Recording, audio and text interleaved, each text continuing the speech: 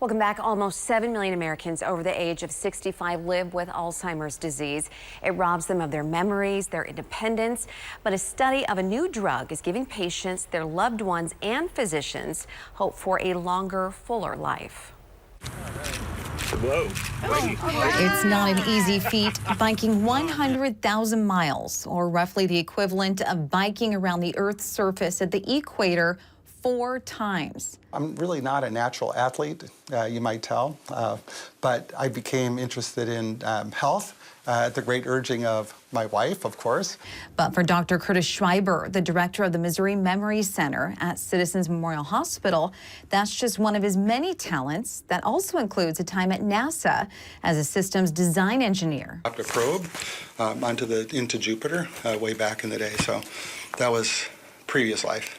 From traversing the Earth to exploring the vastness of space, Dr. Schreiber is now focusing on the mysteries of the human brain, in particular Alzheimer's disease. The study that we were involved in that was just presented at the Alzheimer's Association International Conference in Toronto was a study of Leqembi.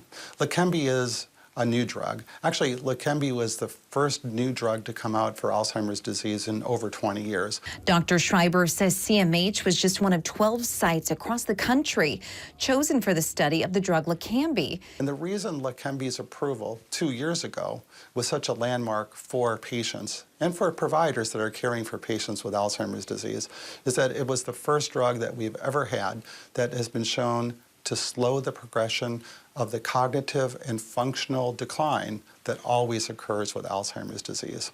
Dr. Schreiber says Alzheimer's disease is a progressive disorder. It never stops and it never goes away.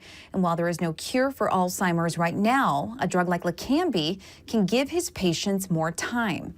And so there, in the study, what we found was that 84% of patients that were treated did not progress to the next stage of Alzheimer's disease over the period of study. We found that 17 to 20% of patients made some improvement in some of their symptoms. And Dr. Schreiber says with drugs like Leqembi at their disposal, the time to act is now. Treatments are available, but they're only available for the right patient who's caught at the right stage. And the right stage is the earliest stage. Dr. Schreiber says the highest prevalence of Alzheimer's is people over 65. That continues to go up for those over 75. It's the most prominent for those over 85. However, he says some people start developing memory changes due to Alzheimer's as young as their 50s, and it affects women more than men. So it's incredibly important to talk to your doctor and get your proper screenings. CMH has 3 free memory checkups coming up this fall. I'll post those dates under this story at ky3.com.